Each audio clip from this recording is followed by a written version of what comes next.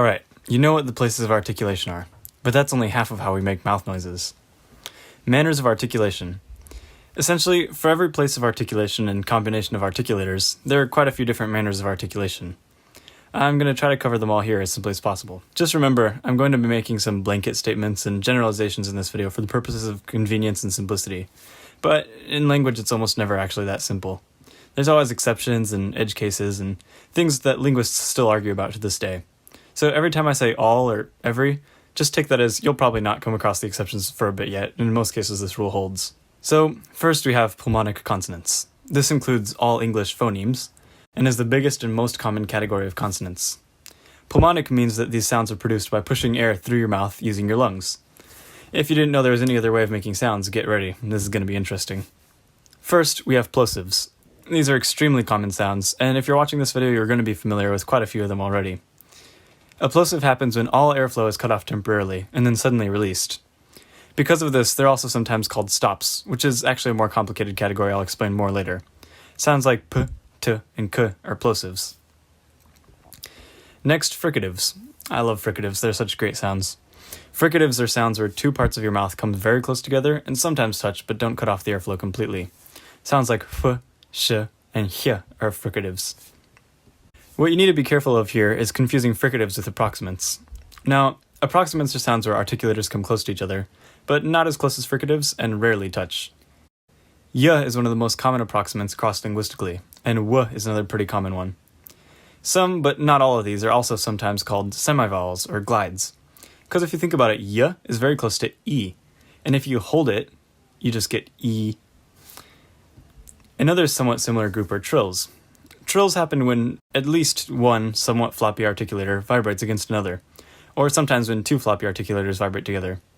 If you've ever tried to learn Spanish and struggled with the trilled r, then you know what I'm talking about. If you understood and can pronounce trills well, then taps shouldn't be too hard.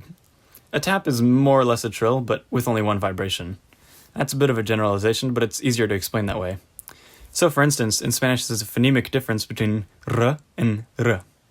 One is a trill that just continues, and the other is a tap that touches only once. And now, nasal occlusives. This category is pretty straightforward. Sounds where air comes out of your nose. These are the sounds that sound wrong when you have a cold and your nose is stuffed, because then you can't pronounce them properly. And n are extremely common nasals. Now, I say occlusives because apparently there is such a thing as nasal approximants.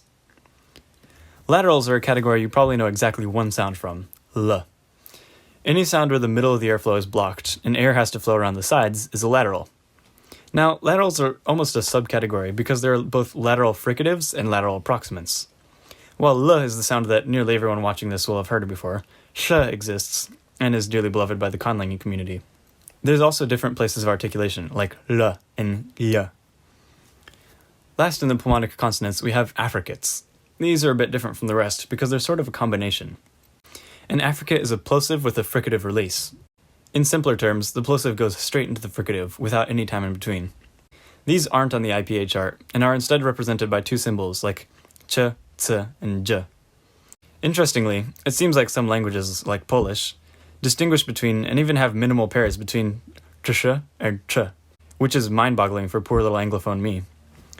Note that affricates exist in most places of articulation, and even lateral affricates are a thing, like ch and dl and hsa. You thought we were done? We're just getting to the good part. So, non-pulmonic consonants. You might not even have known that these were a thing, or maybe you heard of them but you didn't know what they were, or how they worked. And if you're already familiar with them, what are you watching this video for? Are you really that bored? Let's go in order from my least to most favorite non-pulmonics.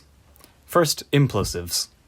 How these work is that the glottis, your voice box, pulls downwards and creates pressure inside your mouth, and then releases, producing a kind of gulping noise. B and g are some examples of implosives.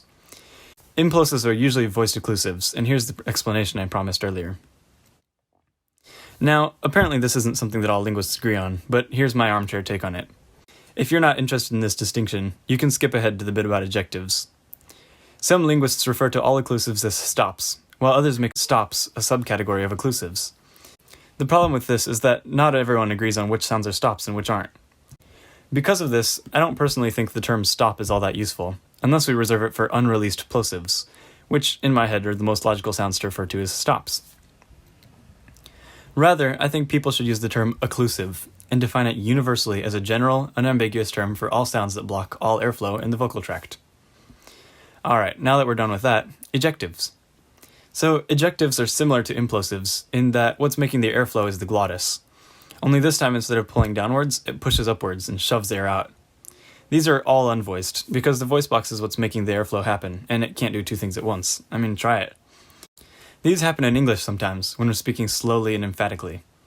Maybe the easiest way to explain these is actually beatboxing. Not technically speech, but ts and k are extremely common in beatboxing. Last and best category. These are clicks, and they're pretty darn rare sounds.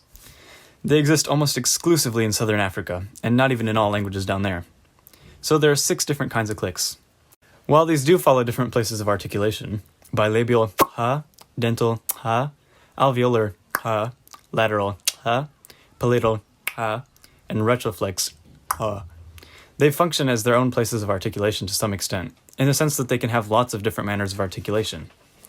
So, for instance, there's the regular post-alveolar click, nasalized affricate, and way more. Ta, or ha, actually has at least 83 clicks, according to one count, and maybe even over 100 different clicks due to this. That's as far as I'm going into this for now, but maybe I'll make another video later talking more about click consonants. Finally, I need to explain voicing. You might have heard of this concept before, as it's a pretty common one, but if not, this is the video for you. So, every sound in language is either voiced or unvoiced. Voicing is when your glottis, or your voice box, vibrates while you make some kind of shape or movement with your mouth. Vowels are usually voiced, for instance. Voicing is the main difference between duh and duh, which have the same manner of articulation in the same place of articulation, and yet are clearly different sounds. Most consonants come in voiced and unvoiced pairs.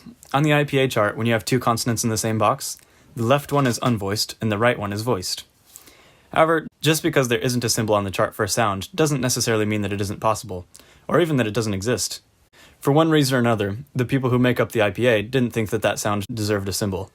There are, however, some sounds that have been deemed impossible to produce. The thing is, not all places of articulation marry happily with all manners of articulation. One column that has particularly few sounds in it is the glottal column, and I made reference to this in the last video. The reason why a lot of glottal sounds don't really work is because the glottis is the voice box.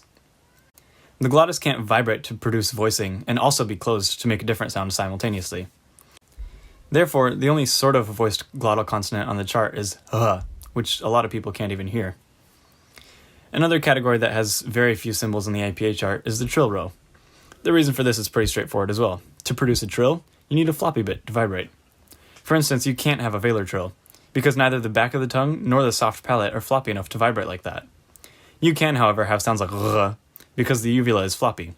R is probably the trill you're most familiar with, but there are a couple others, like r that I just mentioned, or br in some languages. And that's it. Next time I'm going to talk about vowels. Thanks for watching.